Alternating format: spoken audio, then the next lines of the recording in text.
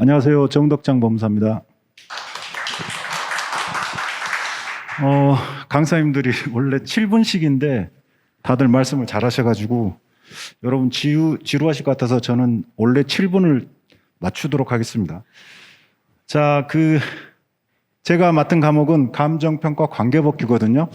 요런 법은 없어요. 9개의 법을 한 군데 모아놓은 건데 여기 뒤에 보시면 63빌딩 보이죠? 여러분 나중에 학교 가시고 돈 많이 버시라고 제가 요 사진을 붙여놨습니다. 제가 뭐 이런저런 자격증이 많은데 제 과목과 관련된 게 요겁니다.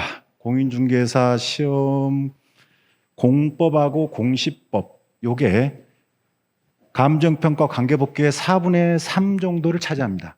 좀 구체적인 내용은 제가 인문특 강좌 드리고 자격증 많이 딴다 좋은 거 아니고 여러분 자격증 하나 따서 제대로 쓰는 게 더 중요해요.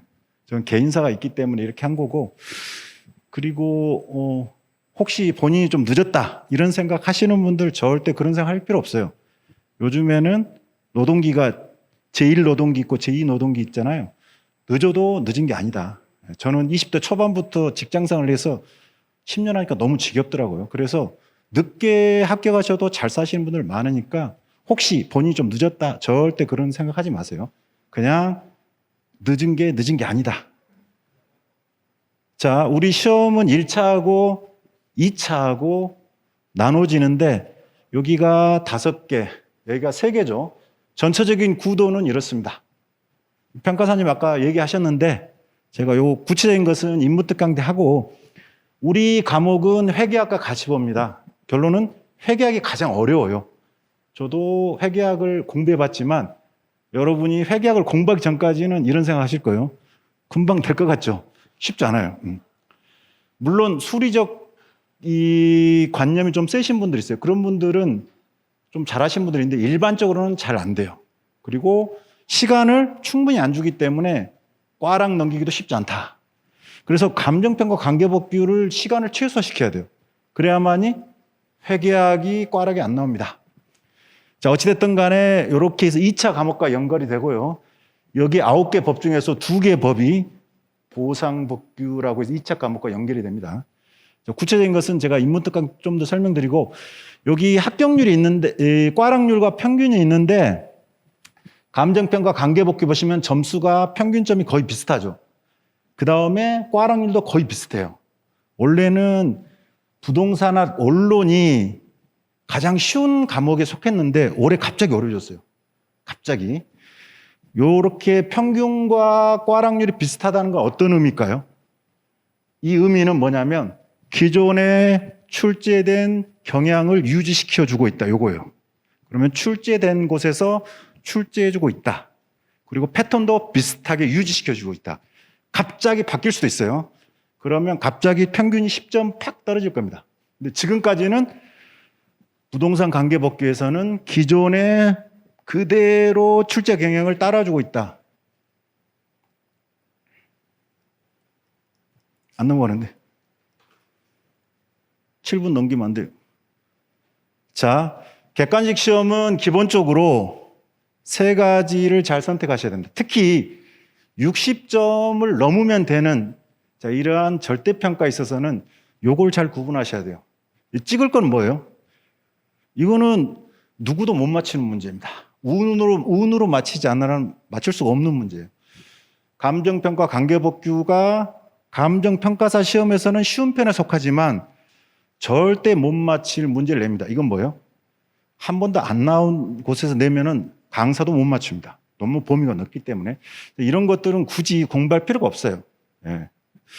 결론은 나올 가능성이 높은 곳에서 이해하고 암기하셔야 되고요. 화살표가 있는데 여기 제가 안 써놨죠. 이게 뭘까요? 최종적으로는 정리하는 겁니다. 이해하고 암기하고 정리해서 들어가는 건데 여러분이 기본적인 상식만 있으면 읽으면 다 이해되는 내용이 굉장히 많아요. 하지만 그걸 정리하셔야 되고 관계법규에서 제일 머리 아픈 게 이 암기할 게 좀 많아요. 요게 단순 암기가 아니라 나열식으로 쫙 10개, 20개 된 것에서 출제자가 출제하기 쉬운 게 있는데 요게 한 100개 정도 되거든요. 요것을 조금 암기하는 게 힘들다.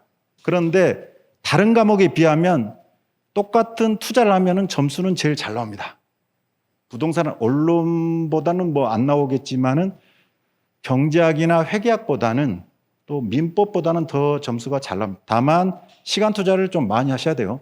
자, 9개의 법률로 구성되어 있습니다. 법이 굉장히 많죠. 여기 보시면 제가 앞에 요 표시가 좀 달라지죠. 요거는 제 책의 순서입니다.